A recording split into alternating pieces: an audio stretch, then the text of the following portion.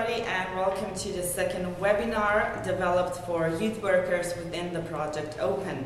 The project is co-funded by the Erasmus Plus program of the European Union. In the next few minutes, I will be taking you through some tutorials and some tips for youth workers on how to include children with disabilities into your daily program, and also what to take into consideration when you are preparing activities for physically disabled persons.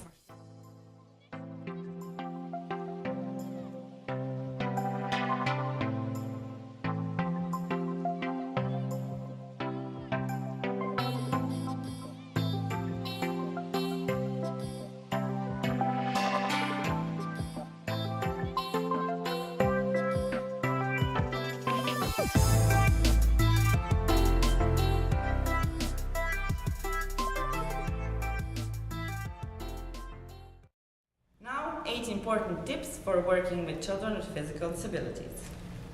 First, interact.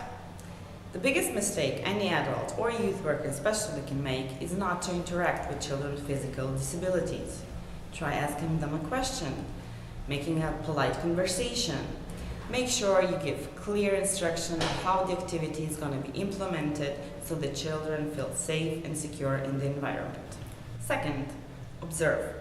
Sometimes as a youth worker, it is also important that you take yourself out of the situation or put yourself in the corner, because sometimes it's better that you observe the children and see how they're communicating with each other and how the activity is progressive.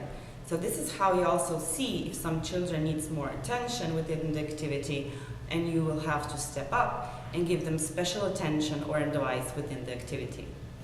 The third important thing is that you use common sense as a youth worker. Be flexible. That means that usually things will not go according to plan A, so you're going to need a plan B. What do I mean with a plan B? I mean that sometimes you will have to modify the content or the activities that you're doing, or you will have to change the venue of the activity because of the weather or because of the accessibility of the children in wheelchairs or children with other physical disabilities. Number 4, be consistent. At the beginning of any activity, you have to explain the rules of the activity to all the children. This especially applies if you have mixed groups without and groups with disabilities, because rules have to apply to all groups of children. That's what we mean by being consistent. Number 5, use visual, auditory, or tactile cues, because sometimes using the right cues in the environment and within the activity means the difference between participation and non-participation within the group. Number 6, be positive. This might sound strange, me telling you as a youth worker that you have to be positive in any interaction you have, especially in activities where you're dealing with children.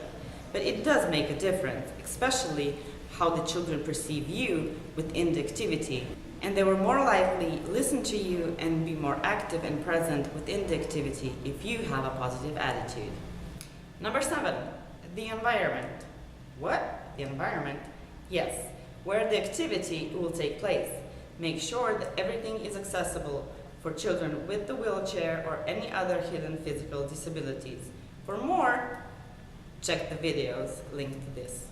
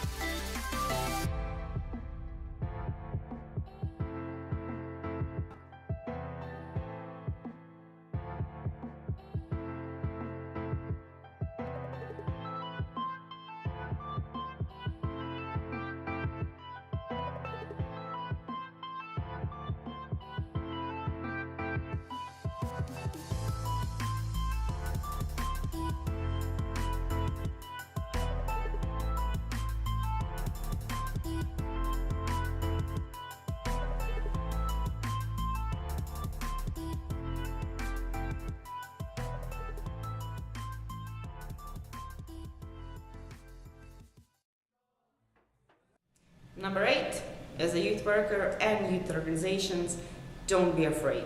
Dare and include children with physical disabilities into any kind of activities that you deem fit. Training models can be used as an aid when planning any kind of activity so that youth workers go through essential details. One of such models is the njem training model.